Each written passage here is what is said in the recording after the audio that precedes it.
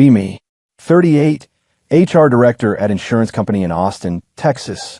Salary $128,000 plus quarterly bonuses. Been working in human resources for 13 years total.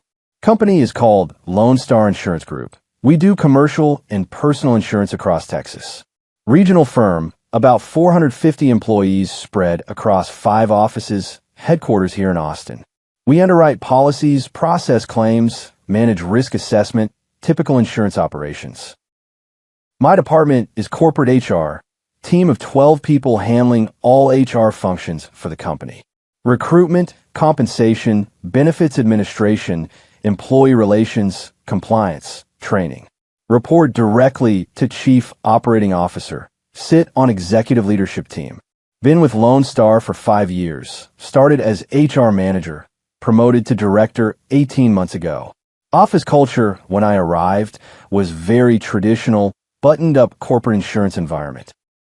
Lots of long-time employees, many here for 15 to 20 years, resistant to change. Leadership team was mostly older men, classic good old boys network in Texas insurance. Women in company were concentrated in administrative roles, claims processing, customer service. Underwriting and sales roles, the revenue-generating positions, were predominantly male. Executive leadership was 7 men, 2 women, pretty typical for insurance industry. When I got promoted to director, I knew I had opportunity to transform culture, create more inclusive environment, challenge traditional power dynamics, make women feel more valued, more heard, more central to company operations. First 6 months as director, I focused on policy changes, updated harassment policies, implemented diversity training, started tracking demographics in promotion decisions. These were standard initiatives. Nobody objected much. All seemed reasonable.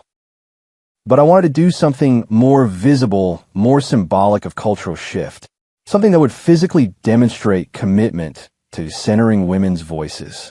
Been reading a lot about how meeting dynamics perpetuate gender hierarchies, how men dominate conversation, interrupt women, take up physical and verbal space, how seating arrangements can reinforce power structures in subtle ways. Started thinking about our executive team meetings held every Monday morning. 12 people attend. COO, CFO, me, 5 department heads, 3 senior managers. Always held in same conference room. Large table with 12 chairs. People generally sat in same spots each week in formal assigned seating. Senior executives at head of table, others around sides, traditional hierarchy. Meetings often ran 2 hours, discussing strategy, reviewing metrics, making decisions. I noticed that men, especially senior men, dominated the conversation.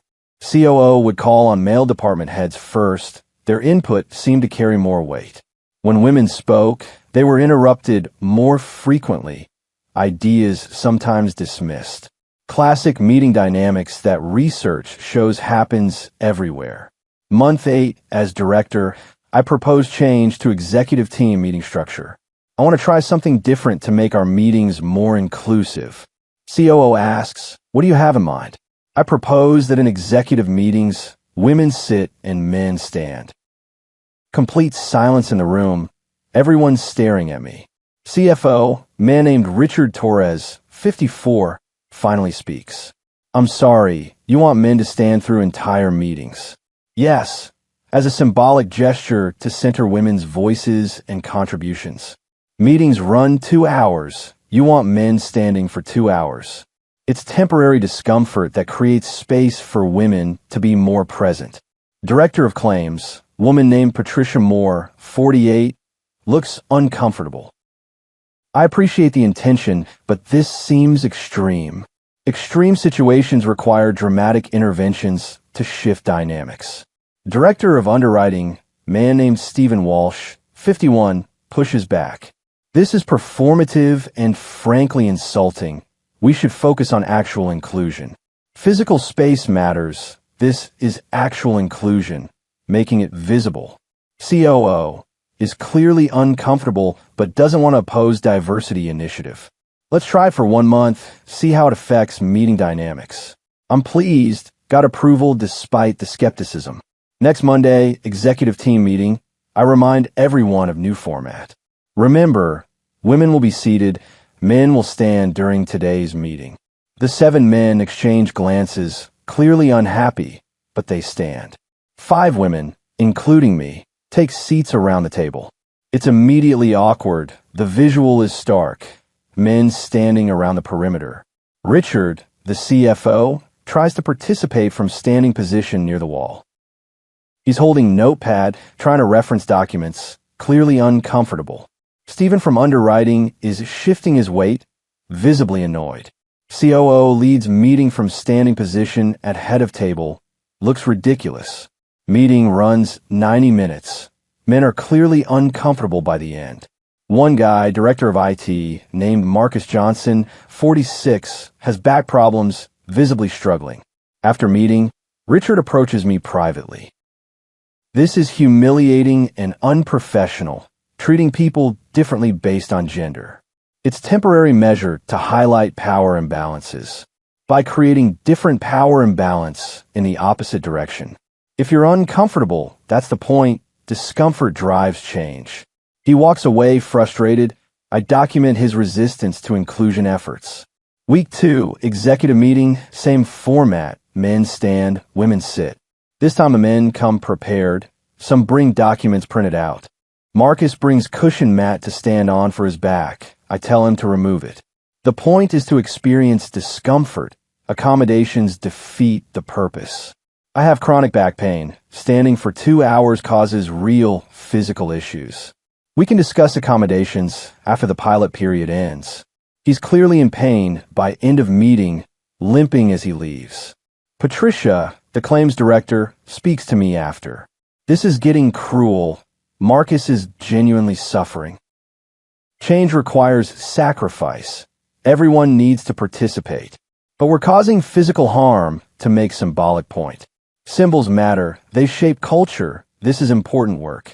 She doesn't push further, but I can see her disapproval.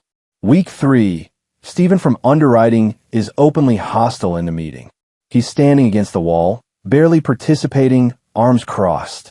When COO asks for his input on underwriting strategy, he's curt. Hard to think strategically when I'm standing like I'm being punished. No one's being punished.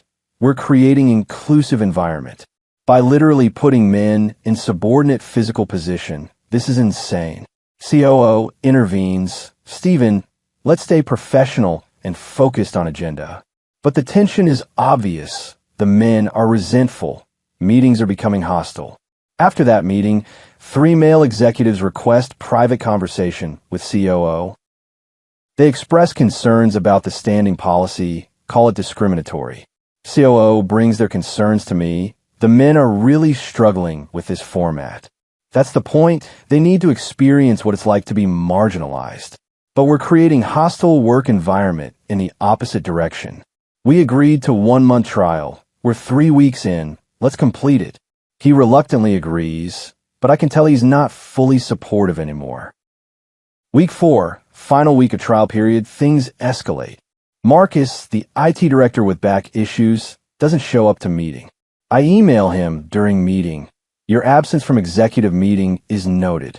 He responds, my doctor advised against standing for extended periods, medical issue. We can discuss accommodations if you provide medical documentation. I shouldn't need doctor's note to sit in a meeting. This policy is discriminatory. After meeting, COO tells me Marcus has filed complaint with corporate HR. Wait, I am corporate HR. He filed complaint about me with me. Actually, he filed with employment attorney, considering legal action. Claims the standing policy violates ADA, creates hostile work environment. Also claims gender discrimination, treating employees differently based on sex.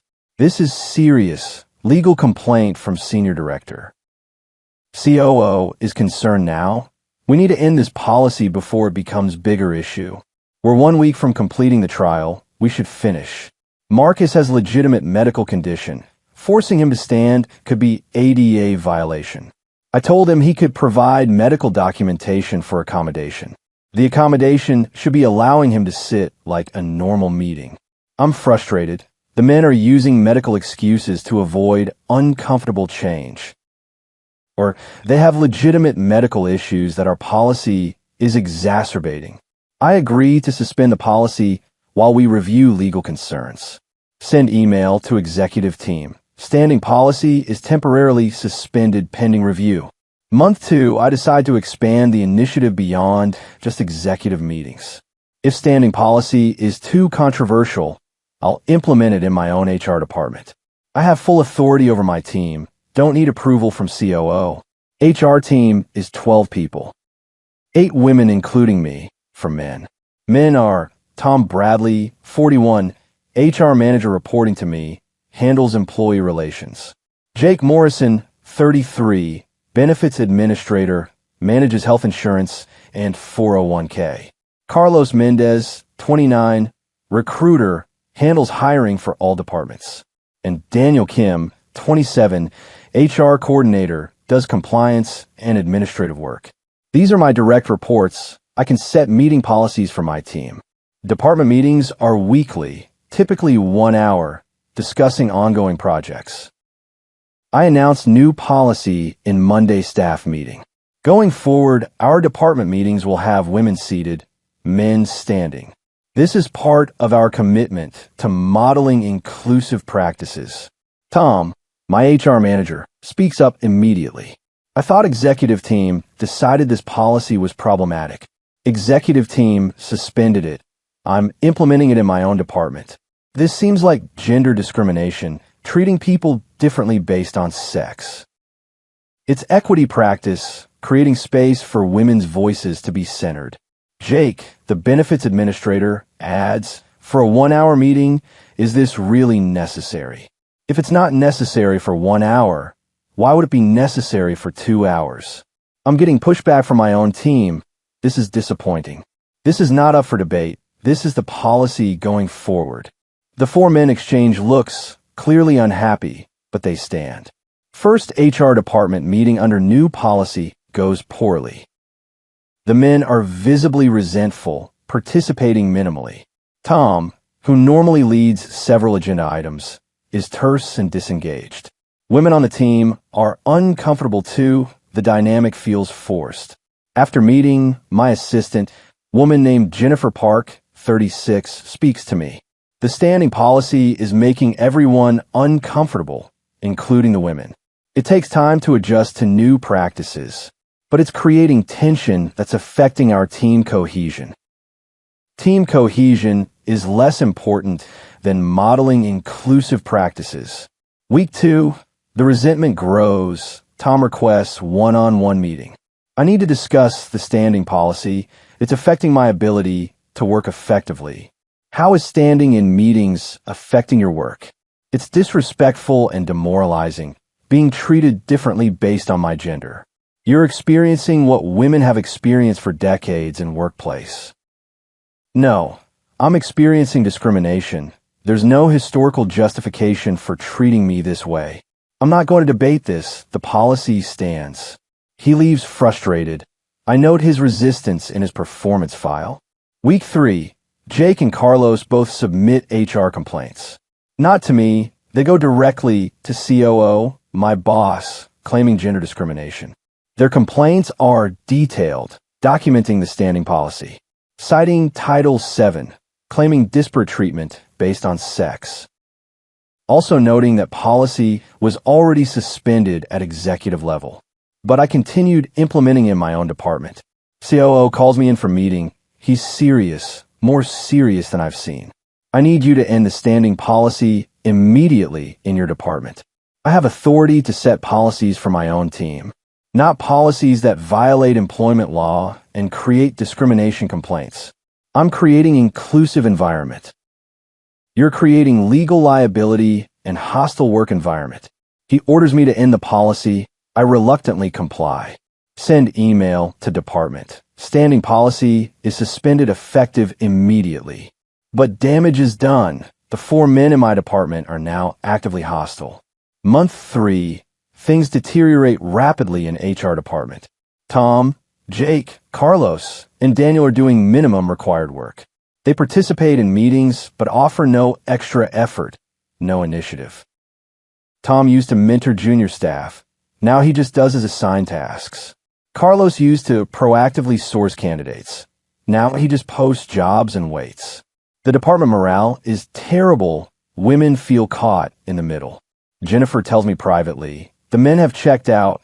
They're just going through motions. They're resentful about the standing policy. They'll get over it. I don't think they will. Tom is interviewing for jobs at other companies. How do you know that? He told me. Said he can't work in an environment where he's discriminated against. This concerns me. Tom is crucial to department operations. He handles all complex employee relations cases, knows all the institutional knowledge. Week later, Tom submits resignation, 2 weeks notice. I've accepted position at another company. My last day will be June 15th. I'm shocked, didn't think he'd actually leave. I try to convince him to stay. Tom, you're a valuable member of this team. A team where I was forced to stand in meetings because of my gender. That policy has been suspended after it created hostile enough environment that multiple people complained. I apologized for the disruption. You didn't apologize. You suspended the policy because you were ordered to. You still believe it was right thing to do. You'd implement it again if you could. He's right. I do still think it was right approach. I can't work for someone who sees me as problem because of my gender. He leaves. His resignation is effective. 2 weeks later, he's gone. Recruiting for HR manager position is difficult. It's specialized role. Meanwhile, department is struggling without Tom's expertise.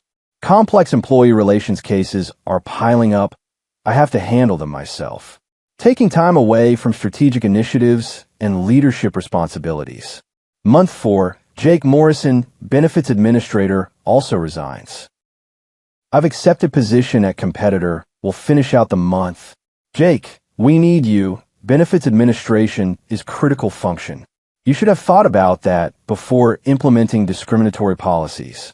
The policy was suspended. You're holding a grudge.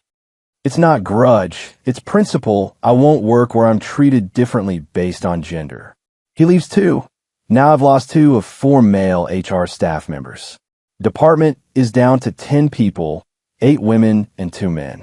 Carlos and Daniel, the remaining 2 men, are clearly looking for other jobs too. I see Carlos taking calls during lunch, obviously phone interviews. Daniel updated his LinkedIn profile, clear signal he's job searching. Month 5, Carlos Mendez, recruiter, submits resignation. I'm leaving for recruiting position at tech company, 2 weeks notice. Now 3 of 4 men have resigned. Department is being gutted. Jennifer approaches me with concern. We're losing all our male staff members. We'll hire replacements, recruit people who are committed to inclusive practices. The problem isn't their commitment to inclusion, it's the standing policy. We're paying the price for policy that you implemented against everyone's advice. She's right, but I don't want to admit it. COO calls me in again. 3 resignations from your department in 2 months. What's going on in HR? Why are we losing people? The men who resigned were resistant to inclusive culture initiatives, or they were treated discriminatorily and left because of it. I was trying to create equity. You created exodus. We're now short-staffed in critical HR functions. He's monitoring situation closely. I'm under scrutiny. Month 6, Daniel Kim, last remaining male HR staff member, also resigns. I'm leaving for HR coordinator role at nonprofit. Last day will be July 31st. All 4 men who were in my department have now resigned within 4 months. Department is down to 8 people. All women. Were severely understaffed. Try to recruit replacements, but word has spread in Austin HR community. 4 men resigned from Lone Star HR department in 4 months. Hostile environment. Recruiters asked me about it during calls. Can you explain the turnover pattern? We had some policy disagreements. They chose to pursue other opportunities. I heard there was discriminatory policy about standing in meetings. News has spread. People in HR circles talk. Austin is big city, but small community. Getting very few male applicants for open positions. They're avoiding our department. The applications we get are mostly from junior women, early career professionals. Not the experience level we need to replace Tom, Jake, and Carlos. Month 7, department is struggling badly with workload. Benefits enrollment is disaster. Jake had all the vendor relationships. Employee relations cases are handled poorly. Tom's expertise is sorely missed. Recruiting is behind on all open positions across company. Carlos was efficient. Compliance reporting is late. Daniel used to manage all the deadlines. Other departments are complaining about HR service quality. Director of Sales emails COO, copying me. HR isn't filling our open positions. We've had sales rep position open for 3 months. Still no qualified candidates. Director of Operations complains. HR isn't responding to employee complaints. We have harassment allegation that's been sitting for 5 weeks without investigation. Director of Claims says benefits administration is failing. 3 employees enrolled in wrong health plans. Jake would have caught these errors. COO receives multiple complaints about HR department performance. He calls me in for serious conversation. Your department is failing. We're getting complaints from every division. We're understaffed. I'm working to fill the open positions. You've been recruiting for 4 months. Why haven't you filled them? The labor market is tight. Finding experienced HR professionals is challenging. Or male HR professionals don't want to work in your department. That's probably true, but I don't admit it. The 4 men who left, what reason did they give for leaving?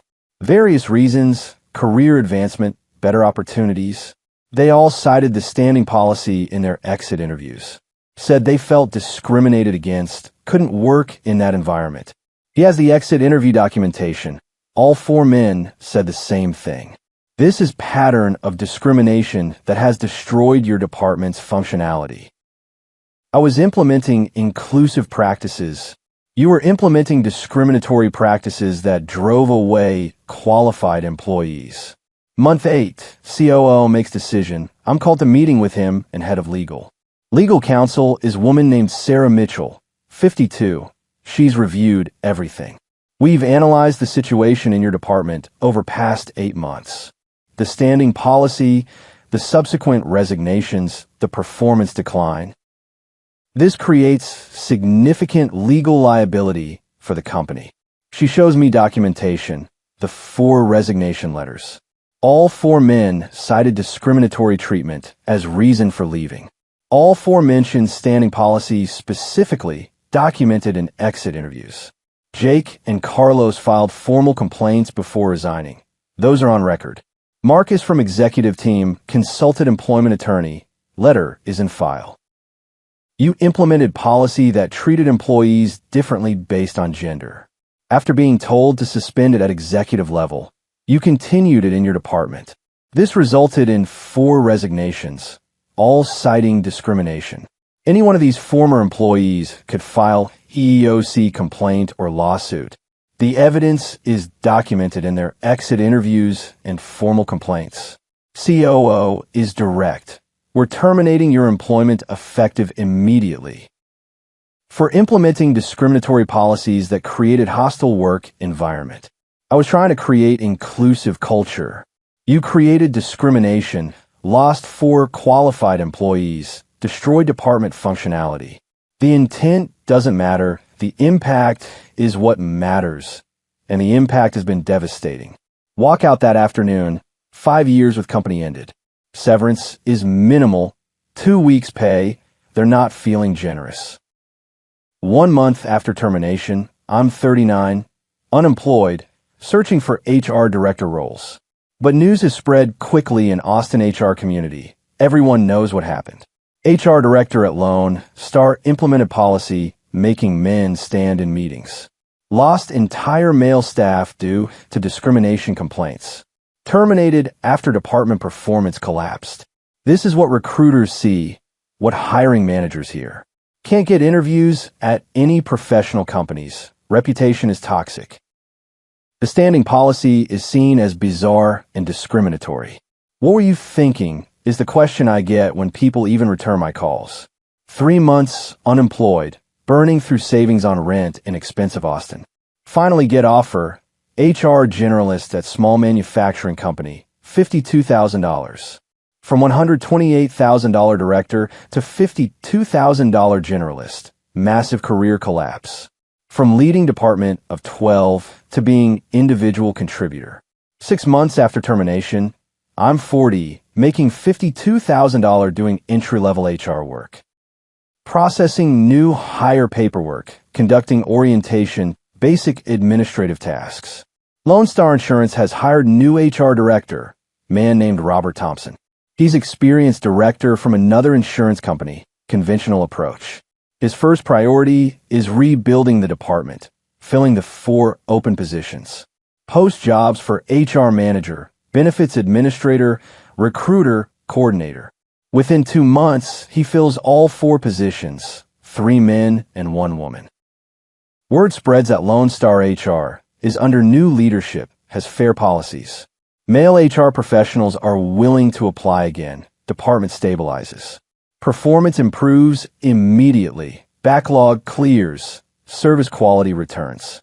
Other departments stop complaining, satisfied with responsiveness.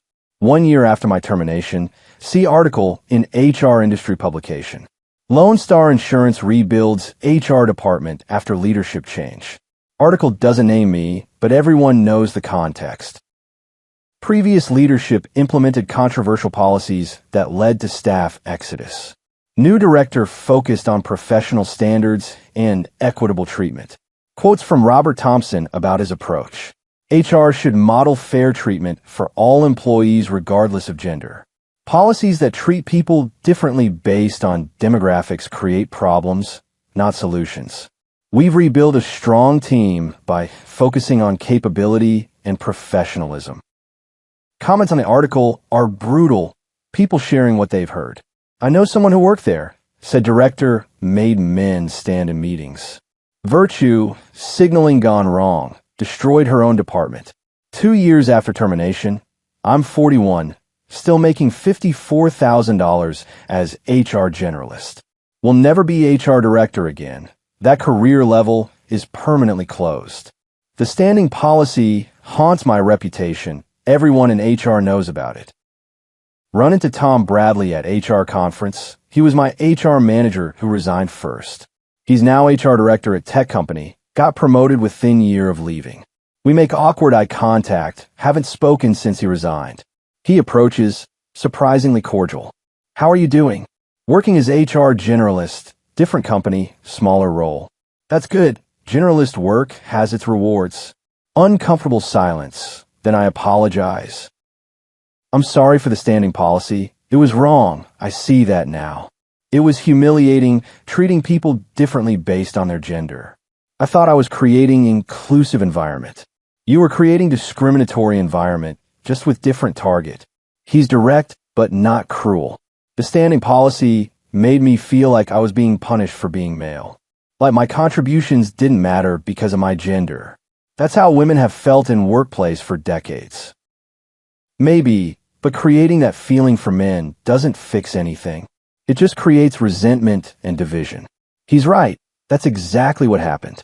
Jake, Carlos, Daniel, and we left because we were discriminated against.